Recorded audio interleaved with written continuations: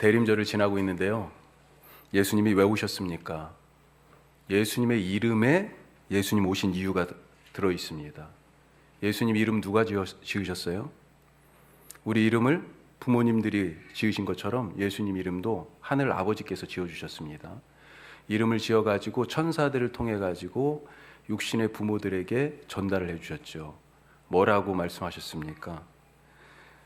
이 이름에는 그래서 하나님 아버지가 예수님, 자기의 하나밖에 없는 독생자 외아들 예수님을 세상에 보내신 그 이유가 이 이름에 담겨져 있어요. 뭐라고 천사가 와서 전했습니까? 예수님 이름이 뭐라고요? 그 하나님의 아들의 이름이 예수죠. 예수. 마태복음 1장 21절 말씀 한번 보죠. 같이 읽습니다. 아들을 낳으리니 이름을 예수라 하라. 이는 그가 자기 백성을 그들의 죄에서 구원할 자이심이라 하니라. 예수님이라고 하는, 예수라고 하는 이름의 뜻이 뭐라고요? 그들의 죄에서 구원할 자. 예수라는 이름의 뜻은요, 구원자라는 뜻입니다. 구원자. 자, 그런데 이 예수라는 이름 말고도 바로 그거 말고 이 이름이 또 하나 있다고 그러죠. 뭡니까? 그렇죠. 우리 어른들은 잘 알고 계세요. 제가 사실 이 대목을 거의 성탄절 이 절기 때마다 묻고 있습니다. 임마누엘이라는 이름이죠. 언제 지었습니까? 700년 전에 지어놓은 거예요. 700년 전에. 이사야, 선지자 이사야를 통해서 이미 예수님, 당신의 아들이 세상에 올 것인데 그의 이름이 바로 임마누엘이다 말씀하셨습니다. 바로 이어지는 말씀 마태복음 1장 23절 한번 보죠. 이렇게 돼 있죠. 같이 읽어요. 보라, 처녀가 잉태하여 아들을 낳을 것이요 그의 이름은 임마누엘이라 하리라 하셨으니 이를 번역한즉 하나님이 우리와 함께 계시다 하매라. 임마누엘, 하나님이 우리와 함께 계시다. 우리 교회의 이름이죠. 한 아기를 두고 지금 두 이름이 있습니다. 이름이 두 개예요. 이 두 가지 이름이 이 아이 속에서 연결되어 있다는 것입니다. 구원자라는 이 이름이 임마누엘하고 통합니다. 통해요. 둘을 연결하면 그래서 구원이 뭐예요? 구원은 하나님과 함께하는 것, 이것이 바로 구원입니다. 하나님이 우리와 함께 계시는 그것이 바로 구원 사건이에요. 죄가 무엇입니까? 무엇이 죄예요? 하나님을 떠난 것이 죄입니다. 에덴 동산의 이야기가 바로 그거잖아요. 하나님을 떠났어요. 하나님의 말씀을 떠났고 하나님이 살라고 주신 삶의 방법을 떠났어요. 하나님을 떠난 것이 죄입니다. 하나님과 함께하지 않는 것이 죄예요. 이것을 뒤집으면 구원은 무엇입니까? 죄의 반대인 의는 무엇입니까? 의는 하나님과 함께하는 것입니다. 하나님을 떠난 사람들, 죄인이라고 부르지요. 죄인. 이 사람들은 죄의 힘에 눌려가지고 하나님과 함께하고 싶어도 자기 힘으로 이 죄의 힘을 이길 수 없어서, 스스로 구원할 수 없어서 하나님 앞에 갈 수가 없는 거예요. 스스로 구원할 수 없는 사람, 그 사람이 죄인입니다. 히브리인들이 그랬잖아요. 이집트에서 몇 년을 노예 생활했습니까? 종살이를 400년이나 종살이를 했어요. 400년이 넘는 시간 동안에 종살이를 계속하고 싶어요? 아니, 누가 아침부터 일어나가지고 채찍질 맞아가면서 진흙구덩이에 들어가서 볏짚을 밟아 넣으면서 그렇게 하루 종일 진흙을 이기고 벽돌을 찍어내고 도시를 건설하고, 떼약볕에서 또 채찍을 맞아가면서 오늘 아파서 좀 쉬고 싶어도 쉴 수 있어요? 그런 노예의 삶, 그런 종의 삶을 누가 살고 싶습니까? 그런데 이 종살이에서 헤어나올 수가 없어요. 나뿐만 아니라 내 자식도 이 일을 해야 되고요. 내 손자도 이 일을 해야 됩니다. 미래가 없는 삶이에요. 이 종살이는. 그런데 스스로 이 종살이에서 구원할 수가 없어요. 왜요? 바로의 힘이 너무 세니까요. 그들의 군대가 너무 무서우니까요. 그런데 하나님께서 스스로 구원할 수 없는 바로 아래에서 종살이하던 이 백성을 당신의 손으로 건지셨잖아요. 모세를 보내지 않으셨습니까? 모세 이름이 뭐예요? 건지다라고 하는 뜻이잖아요. 나일 강가에 갈대 상자에 담겨진 아기로 그렇게 보내졌어요. 히브리 아이들은, 남자아이들은 다 죽이라는 바로의 명령 때문에 그 힘이 얼마나 무시무시했는지 알잖아요. 그것을 하나님께서 아이러니하게도 누구를 통해서요? 이 바로의 공주를 통해 가지고 건지게 하셔서, 그런데 하나님이 이 모세를 통해 가지고 이스라엘 백성들을 이 종살이의 수렁에서 건지셨다는 것입니다. 당신의 힘으로 백성들을 이끌어 홍해를 가르고 하나님의 약속하신 땅으로 이끌었어요. 마찬가지로 자기 힘으로 죄의 종노릇에서 빠져나올 수 없는 죄인들을 구원하기 위해서 하나님께서 예수님, 당신의 아들을 보내시고, 예수님이 바로 그것 때문에 오셨다는 것이죠. 그리고 십자가에서 죽으시고 부활하심으로 우리를 죄에서 해방하고 구원하셨습니다. 이것을 믿으시기 바랍니다. 자, 그러니까 예수님이 누구에게 오신 거예요? 모세가 누구에게 갔습니까? 예수님이 누구에게요? 죄인들에게 오신 것입니다. 그 종살이하던 자들에게 가신 거예요. 어디에 오신 것입니까? 죄의 소굴인 바로 이 세상 한가운데 오신 것입니다. 예수님의 제자인 우리가 따라서 죄인들이 사는 세상으로 가는 것이 마땅하다 하는 것이죠. 우리를 왜 성도로 부르셨어요? 우리를 성도로 부르신 것은 죄에서 구원하여 하나님과 함께하는 그 영생의 축복, 그 은혜를 주시기 위함이고요. 우리에게 직분을 주시고 사명을 더하여 맡겨주신 것은 뭐예요? 죄인들이 사는 세상으로 우리를 보내 그들을 구원하고 건지고 그들을 해방하기 위함이다 라고 하는 것입니다. 이런 점에서 교회의 일꾼은 교회 안의 일보다는요, 교회 안의 일도 물론 해야죠. 하지만 교회 안의 일보다는 교회 밖의 일을 더 많이 하는 사람이어야 합니다. 한국교회가 성장을 거듭하고 거듭해서 여기까지 왔죠. 80년대, 70년대에는 정말로 비약적인 성장을 했어요. 놀랄만한 일이었습니다. 신학교가 미어 터졌습니다.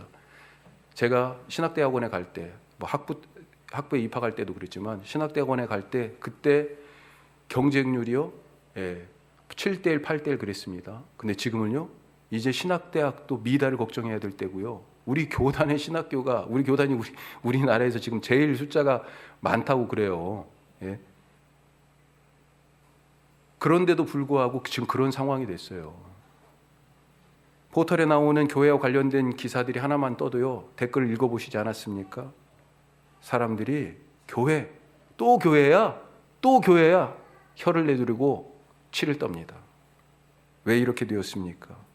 교회가, 이 교회라고 하는 이 울타리 안에서만 우리끼리 머물면서 세상으로 나가지 않았기 때문 아니겠어요? 우리가 교회의 일꾼을 세운다면 우리 울타리 안에서 있는 일을 하는 것을 넘어서서 세상 속에서 일할 일꾼을 세워야 하는 것입니다. 교회 안에서 봉사가 아니라 세상에서 봉사하고, 교회 안에서 청소가 아니라 세상을 깨끗하게 하고, 교회 운영을 위해서 헌금을 드리는 그것을 넘어서 세상에 하나님의 정의와 평화와 공평과 창조의 질서가, 그 구원의 세상이 오도록 하는데 내가 가진 것, 내 돈을 쓰는 그런 사람이 세워져야 하는 것입니다. 하나님은 세상에서 하나님 나라의 씨앗을 뿌릴 그런 사람을 찾고 계세요. 대림절이잖아요. 예수님이 지금 어디에 계십니까? 지금 이 시대에도 예수님이 오시는 것을 믿으십니까? 이미 오셨어요. 그렇죠? 이미 오셨습니다. 예수님이. 동방 박사들이요, 예수님이 이미 오셨잖아요. 그래가지고 어디에 오셨는지 찾고 있었어요. 그런데 사람들이 이 소식을 듣고요, 이 얘기를 듣고 깜짝 놀랐습니다. 너무 당황했어요. 이 땅에 주인이 오셨다는데, 이 땅에 왕이 오셨다는데 어디 있습니까? 그러자요, 그냥 정신이 없는 거예요. 당황합니다. 왜요? 막상 그 땅에 사는 사람들은 구원자가 어디에 왔는지 모르고 있어요. 너무 당황스러운 거죠. 그래서 어디에 오셨어요? 예수님이 마굿간에 오셨습니다. 전혀 예상할 수 없는 곳에 오셨어요. 예루살렘 성전도 아니고요, 헤롯의 궁전도 아니고요, 사람들이 사는 그 한복판, 거기에 오셨어요. 예수님이 지금 오시면 교회로 먼저 오시겠어요? 아니면 세상으로 먼저 가시겠어요? 어디로 가실까요? 먼저. 거기 가야 예수님을 만날 수 있습니다. 예수님은 이미 어디로 오실지 답을 말씀하셨어요. 마가복음 2장 말씀 한번 보죠. 마가복음 2장 17절 같이 읽어요. 예수께서 들으시고 그들에게 이르시되 건강한 자에게는 의사가 쓸데없고 병든 자에게라야 쓸데있느니라. 나는 의인을 부르러 온 것이 아니요 죄인을 부르러 왔노라. 뭐하러 오셨다고요? 아픈 사람을 위해 오셨고요, 죄인들을 위하여 오셨답니다. 그러니 아픈 사람에게 가야 되고요, 죄인들이 있는 데를 가셔야 되는 거잖아요. 교통사고가 났어요. 구급대원이 왔습니다. 현장에 도착해서 누구에게 먼저 달려갑니까? 멀쩡한 사람한테 가요? 아니죠. 다친 사람에게 가죠. 상한 사람에게 가죠. 두 자식이 있어요. 하나는 집에 있고요, 하나는 집 나갔습니다. 아버지 마음에는 누가 지금 더, 이 마음속에 누가 더 많이 들어있어요? 집 나간 자식이잖아요. 탕자 이야기가 바로 그것을 얘기해주고 있지 않습니까? 너무 그 아버지 마음속에 집 나간 자식이 그냥 꽉 들어있으니까 집에 있던 큰아들이 서운해서 그랬잖아요, 나중에. 예? 아빠는 온통 집 나간 그놈 둘째, 그 배은망덕한 그놈 생각뿐이죠. 내가 집에서 얼마나 열심히 하고 충성스럽게 했는지 아빠 아시잖아요. 아주 불만을 확 토해내지 않았습니까? 아버지 마음은요, 집 나간 그 자식이 온통 다 차지하고 있는 거예요. 예수님은 생애의 대부분을 성전이 있는 예루살렘이 아니라 갈릴리 민중들 속에서 지내셨습니다. 복음서, 특별히 마태, 마가, 누가 이 공간 복음을 읽어보면 예수님이 어디에 주로 계셨어요? 갈릴리의 그 가난하고 배고프고 못 배우고 아픈 사람들과 함께 하신 이야기로 이 복음서 얘기가 가득해요. 그들의 아픔을 동참하시고 그 아픈 모습을 보시면서 민망히 여기시고 나병 환자들에게 손을 대 고쳐주시고 친구들이 메고 온 중풍병자를 일어나라, 네 침상을 들고 가라, 내 죄가 사해졌느니라. 배고픈 자들에게 오병이어의 떡을 떼어주시면서 먹이시고 그 갈릴리의 그 사람들과 함께하면서 그 시간들을 보내신 분이 바로 예수님이세요. 예수님은 늘 죄인이 우글거리는 세상에서 그들 속에 들어가서 죄인을 구하러 왔기 때문에 그들과 함께 하셨고 결국은 어떤 비아냥거림을 들었어요? 야, 죄인의 친구야. 이게 무슨 얘기예요? 너도 죄인이지. 그래, 그 얘기예요. 사람들이 예수님 보고 너도 죄인이지, 너도 저런 죄를 짓는 사람이지, 네 친구를 보니까 너를 알겠다. 그런 얘기를 들으시면서도 죄인들 곁을 떠나지 않으신 분이 예수님이죠. 그런데 아이러니하게도 생애 마지막에 올라가신 성전에서 예수님이 배척당합니다. 그런데 이 성전이 어디예요? 예수님이 12살 때 부모님을 따라서 성전에 올라간 적이 있죠. 성전에서 정해진 예배를 마치고 집으로 돌아갈 때 한참 하루 이틀 걸어갔는데 예수님이 안 보이잖아요. 다시 성전으로 돌아갔죠. 아들 잊어먹은 줄 알고. 갔더니 뭐하고 있어 예수님이? 거기에서 어른들하고 성경에 대해서 얘기하고 있는 것 아니에요. 깜짝 놀랐습니다. 왜 안 따라오고 뭐 했어? 아마 엉덩이를 몇 대 맞았을 것 같아요, 예수님이. 예? 그런데 뭐라고 예수님이 대답하셨어요? 내가 아버지 집에 있어야 할 줄 몰랐어요? 그렇게 말하죠. 성전은 예수님에게 있어서 하나님 아버지의 집, 바로 우리 아버지의 집이에요. 아버지의 집. 그런데 이 성전에서 아들이 아버지의 집에서 지금 쫓겨났습니다. 거기서 배척당했어요. 그 집의 일꾼이나 다름없는 대제사장, 서기관, 바리새인들, 이런 사람들의 미움을 사서 죽임을 당합니다. 예수님의 제자인 우리가 세상으로 가는 것이 당연하지 않겠습니까? 우리가 있어야 할 곳이 세상이고 우리가 일할 곳이 세상입니다. 우리가 함께 해야 할 사람들이 세상에 있는 죄인들입니다. 왜요? 예수님이 그러셨으니까. 우리는 예수님의 제자니까요. 우리가 일꾼을 세우는 일을 앞두고 있는데 세상 속에서 일하는 사람이 진짜 교회의 일꾼인 것을 믿으시기 바랍니다. 자, 그러면 세상에서 일할 일꾼, 어떤 사람이어야 할까요?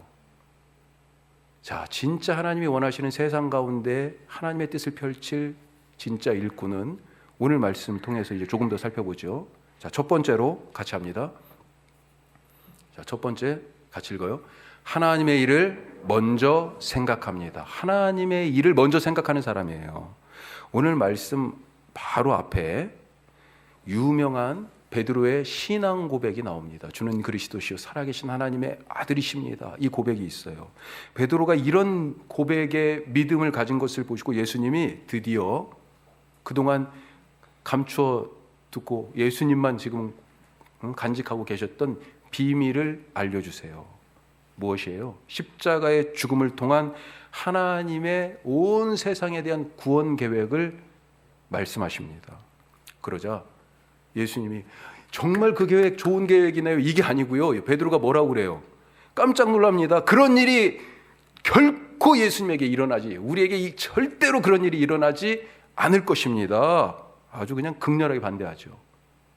왜 베드로가 예수님의 길을 가로막고 하나님의 계획을 반대한 것입니까? 우선은 베드로가 예수님이 십자가를 지신다라고 하는 이 의미가 무엇인지 몰랐다라고 하는 것입니다. 사실 예수님이 하셨던 많은 말씀들도요, 제자들이 그 당시에는 잘 몰랐어요. 무슨 말인가. 그런데 언제 다 깨달았어요? 예수님이 십자가에서 죽으시고 나서 부활하시고, 이때도 잘 몰랐어요. 사실은 나중에 예수님이 승천하시고 나서 자기들만 남겨졌을 때, 그리고 예수님이 약속하신 그 성령이 그들에게 임하고 나서, 아하, 그때 예수님이 하신 말씀의 뜻이 바로 이것이었지, 예수님이 십자가에서 죽으시고 부활하신 것이 그때 무슨 의미인지 이제 깨달아진 거죠. 성령님이 오시면 내가 너에게 말한 모든 것을 생각나게 하시리라 그랬잖아요. 예수님이. 그때서야 생각난 것입니다. 그때서야 참 뜻이 깨달아진 거예요. 이때는 몰랐어요. 십자가를 져야 한다는 의미가 무엇인지. 그러니까 반대했어요. 또 십자가형을 자기가 지금 알고, 그때 당시에 이 로마인들이 얼마나 로마 군대가 힘으로 통치했는지 아시잖아요. 로마 가는 길에 쭉 몇 킬로를요, 반역자들 십자가에 못 박아가지고 쫙 빨래 널듯이 사람들 그렇게 십자가에 세워 매달아 처형했습니다. 베드로가 알고 있어요. 십자가형이 무엇인지. 십자가형은, 그 형을 받는 사람은, 십자가에 매달리는 사람은 불행한 사람이다. 그렇게 생각했죠. 최고의 천형이었습니다. 발가벗겨져서 며칠씩 길거리에 매달려서 조금씩 고통스럽게 죽어가는 가장 비참하고 가장 고통스럽고 가장 모욕적인 방식의 형벌이었습니다. 또 자기 처지를 생각했을 거예요. 베드로는 지금 예수님을 따라 나섰는데 그냥 따라 나선 게 아니에요. 자기가 하던 일을 이제 그만둬 버렸습니다. 아예. 여러분들이 하던 일을 지금 그만둘 수 있겠어요? 가족도 두고 왔습니다. 먹고 살 일도, 가장 친밀한 관계라는 이 가족도 지금 다 두고 왔어요. 무슨 얘기입니까? 자기의 인생을 완전히 예수님께 걸었다는 것입니다. 싹싹 긁어가지고 지금 예수님한테 투자한 거예요. 그런데 갑자기 주가가 팍 폭락해가지고 휴지 조각이 될 그런 상황이에요. 어떻게 해요? 목숨 걸고 막아야 되죠. 안 됩니다. 그럴 수밖에 없는 거예요. 지금 베드로는. 베드로의 이 말에 예수님이 엄청 화가 나셨습니다. 네가 내 발을 걸어 넘어뜨리게 하는구나. 하나님의 계획을 막겠다고 지금 베드로가 나선 거잖아요. 그래서 23절에 뭐라고 말씀하세요? 23절에 예수께서 돌이키시며 베드로에게 이르시되 사탄아 내 뒤로 물러가라. 너는 나를 넘어지게 하는 자로다. 네가 하나님의 일을 생각하지 아니하고 도리어 사람의 일을 생각하는도다. 베드로는 사람의 일을 먼저 생각했어요. 예수님이 십자가 지신다고 했을 때 그걸 막는 것이 자기의 일이다. 그렇게 생각해요. 상식적으로는 베드로의 반응이 맞을 수 있겠어요. 사실 저도 저희 처남이 제가 미국에 잠깐 가기 전에 먼저 가서 공부하고 있었습니다. 나름대로 랭킹이 있는 대학에서 학위도 마쳤어요. 그런데 이 친구가 학위를 마치고서는요, 자기 신학을 하겠답니다. 목회를 해야 되겠다는 거예요. 하나님이 그렇게 부르셨다는 거예요. 제가 어떻게 할게요? 야, 이거 무슨 소리야? 무슨 소리야 지금? 다 딸들이고요. 막내가 이 처남 하나 아들이에요. 너 지금 무슨 소리 하는 거야? 제가 말렸어요, 사실. 말렸습니다. 인간적인 생각으로는 적극 반대예요. 솔직히 제 아들들이 목회를 하겠다는 말을 안 해서 참 감사했습니다. 하지만 사람의 일이 아니라 하나님의 일을 생각합시다.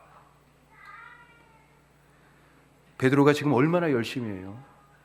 예수님의 그 길을 안 됩니다라고 가로막았으면 예수님이 아이고 그렇게 나를 사랑하는구나, 그렇게 나에게 열심이구나, 그렇게 나를 생각하고 충성하는구나, 예수님이 그렇게 칭찬할 줄 알았어요?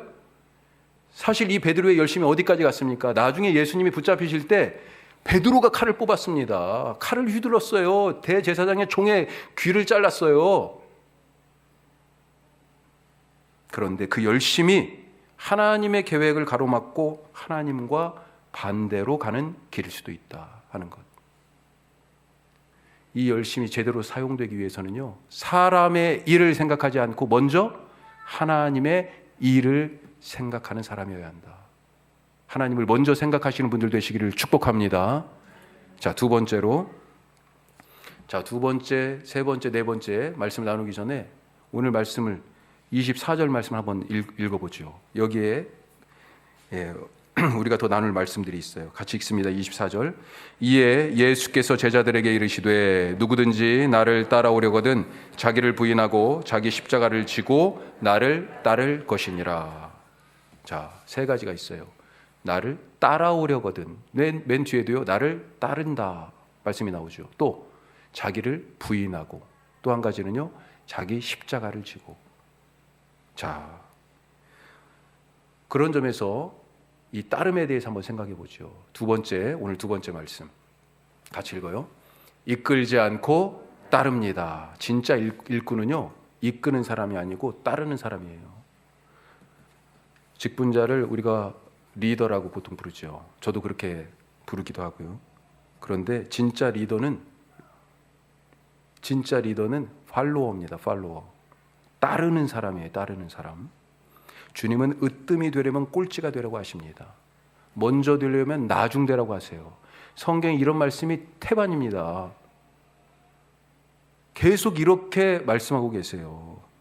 으뜸이 되려면 꼴찌가 되라는 이 말씀 뭐예요? 스스로 높이지 말라는 말씀입니다. 나서서 돋보이기를 거절하라는 것입니다. 바리새인들이 어디서 기도했어요? 큰 길 어귀에 서서 사람들이 다 다니는 그런 시장 골목에 서가지고 자기를 과시하면서 그렇게 기도하지 않았습니까? 돋보이기를 원하는 거죠. 복음서를 읽어보세요. 어디에 예수님께서 제자들을 부르실 때 리더로 부르셨다고 돼 있어요? 없습니다. 그런 말씀. 따르는 자로 불렀다고 돼 있어요. 예수님은 제자를 따르는 사람으로 규정하십니다. 처음 부르실 때도 나를 따르라 말씀하셨고요. 오늘 말씀에서도요, 내가 먼저 십자가를 지고 갈 테니 내 뒤를 너희 각자의 십자가를 지고 나를 따르라 이렇게 말씀하고 계세요. 사실 베드로가 예수님을 가로막은 이유 중에 하나는 뭐예요? 나는 예수님 못 따라가겠습니다. 그 얘기 아니에요. 나는 내 십자가를 못 지겠습니다. 그거 지고 따라가는 거 그거 못 하겠습니다. 그 얘기죠. 리더에 대한 정의를 바꾸시기 바랍니다. 세상은 리더를 이끄는 사람으로 정의하지만 성경은 리더를 따르는 사람이라고 말합니다. 예수님은 뭐라고 말씀하셨어요? 종이라고 말씀하셨어요. 내가 너희의 발을 씻긴 것처럼 너희도 서로 발을 씻겨라. 나는 섬기러 왔지 섬김을 받으러 온 것이 아니다. 그래서 원래 오시려면 모든 사람들이 다 알만한 헤롯의 궁정에 아기로 태어나든지 성전에 짠하고 나타나시든지 그래야 되는데 아무도 모르는, 정말로 찾기 힘든, 돋보이지 않는 마국간에 태어나신 것 아니겠어요?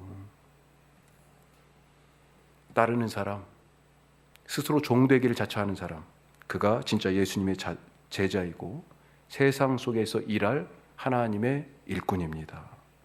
자, 세 번째로 같이 한번 합니다. 당신이 옳습니다 라고 말합니다. 진짜 일꾼은요, 당신이 옳습니다 라고 말하는 사람이에요. 자기를 부인한다. 지금 24절에 그렇게 돼 있어요. 나를 따르려거든 자기를 부인하고, 자기를 부인한다는 것은 무슨 얘기예요? 나는 틀렸습니다. 내가 틀렸다라고 인정하는 사람이에요. 교회 안의 모든 문제는 내가 맞다고 주장하는 사람들이 서로 부딪히기 때문입니다. 자기 부인이 없어요. 내가 틀렸어요 라고 말하지 못합니다. 내 말이 맞고, 내 판단이 맞고, 내 선택이 맞고, 내 결정이 맞다, 이것이 최선이다라고 주장해요. 다른 결론이 나면 기분이 상합니다. 나는 그 일에서 빠지겠어요, 이렇게 얘기도 해요. 성경에서 약속하신 그 메시아 예수님이 오셨는데 대제사장이 못 알아보지 않았습니까? 이게 지금 말이 되는 얘기예요? 예? 대제사장이, 하나님의 아들이, 구원자가 이 땅에 오셨는데 대제사장이 못 알아봤어요.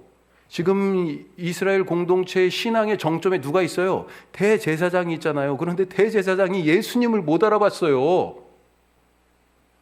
도리어 십자가에서 못 박아 죽이는데 가장 혁혁한 공로를 세웠죠. 빌라도하고 거의 단판을 짓지 않았습니까? 율법학자인 서기관들도요, 예수님을 못 알아봤죠. 그들은 인쇄술이 없던 시절에 한 글자 한 글자씩 성경을 옮겨 쓰면서 성경을 연구하고 토시 하나까지 암기하고 있던 그런 율법에 정통한 사람들입니다.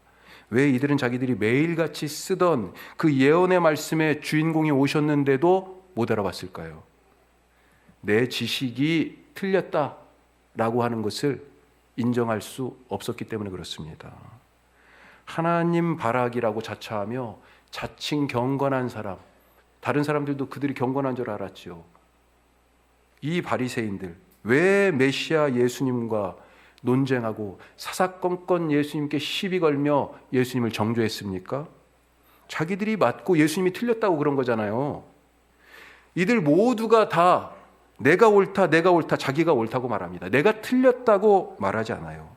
내가 틀리고 예수님이 옳습니다, 이렇게 말할 수 있기를 바랍니다. 성경의 지식이 예수님을 못 보게 했고요. 성전에서 갖고 있던 이 직분, 그것이 예수님을 못 보게 했습니다. 그들이 사람들 앞에서 자랑하던 과시적이었지만 사실은 가식적인 그 경건의 행위들이 예수님을 못 만나게 했어요. 성경에 누가 하나님을 본다고 그랬습니까? 예수님이 오시는데 봐야 되는데 누가 하나님을 볼 수 있다고 그랬어요? 마음이 청결한 자는 복이 있나니 그가 하나님을 볼 것이요. 마음이 청결한 자 누구예요? 바로 내가 틀렸다라고 고백하고 그것을 싹 다 버리는 그 자가 바로 마음이 청결한 자죠. 그가 하나님을 볼 수 있습니다. 자기 부인이 없으면 예수님이 우리 곁에 아무리 오셔도 볼 수가 없어요. 내가 틀렸다고 말하는 분들이 되시길 바랍니다. 여보 당신이 오라 말씀하셔야 돼. 여보 당신이 오라. 애들한테도요, 그래 네가 맞아, 그렇게 말씀할 수 있어야 돼요. 맞아요, 어머니가, 아버지가 맞아요. 그래요, 집사님이 맞아요. 내가 틀렸다라고 말할 수 있어야 당신이 옳습니다, 예수님이 옳습니다 라고 말할 수 있게 됩니다. 그가 예수님을 볼 것입니다. 그가 예수님과 함께 죄인들을 구원하기 위하여 세상에 계신 예수님과 함께 일하는 일꾼이 될 것입니다. 자, 마지막으로요, 네 번째로 자기를 부인하고 자기 십자가를 지고 나를 따르라 그랬죠. 자기 십자가를 져야 됩니다. 이 십자가를 지는 것 왜 그래요? 사명 때문에 그렇죠. 따르는 리더는 자기를 부인하고 자기 십자가를 지고 예수님을 따라야 되잖아요. 자, 예수님이 지금 먼저 앞서 가시는 거예요. 자, 예수님이 그냥 가시는 게 아니고 어떻게 가십니까? 예수님의 십자가를 지고 예수님도 먼저 앞서 가시는 거잖아요. 어떻게 예수님은 당신의 십자가를 지실 수 있었을까? 어떻게 지실 수 있었어요? 이 십자가는 구원이라는 사명을 이루기 위해서 반드시 져야 되는 거잖아요. 그렇죠? 그런데 어떻게 이 십자가를 예수님은 지실 수 있었을까? 예수님 십자가 지시기 전에 뭐 하셨습니까? 뭐 하셨어요? 기도하셨습니다. 기도하셨어요. 기도하지 않고는 십자가를 질 수가 없어요. 그 겟세마네 동산에서 땀방울이 핏방울이 되도록 드린 그 기도. 어쩌면 요한복음으로 따지면 요한복음 13장에 발을 씻겨주는 장면이 있어요. 그리고 14장, 15장, 16장, 17장, 18장, 특히 18장은 통째로 기도해요. 이 모든 장면들, 17장, 이 모든 장면들을 보면요, 예, 이게 정말 다 이거 예수님의 기도 아니었나 싶은 그런 생각이 들 정도예요.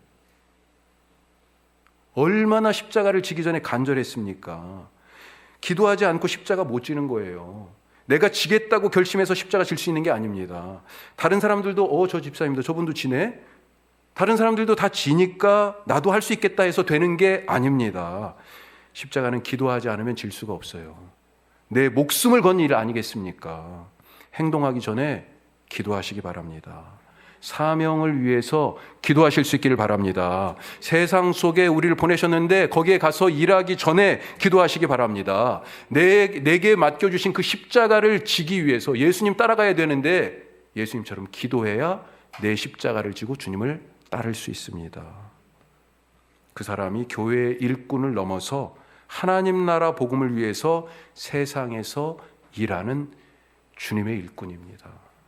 오늘 말씀을 되짚어 봅시다. 자기를 부인하고 자기 십자가를 지고 나는 틀렸다라고 당신이 옳습니다. 예수님이 맞습니다. 라고 자기를 부인하고 기도하면서 자기 십자가를 지고 예수님을 따라 세상 속으로 들어가시는 분들 되시길 바랍니다. 그가 하나님이 원하시는 성도요, 일꾼이요. 그런 사람이 바로 세상을 위해 존재하는 교회, 원주 함께하는 교회입니다. 기도하겠습니다.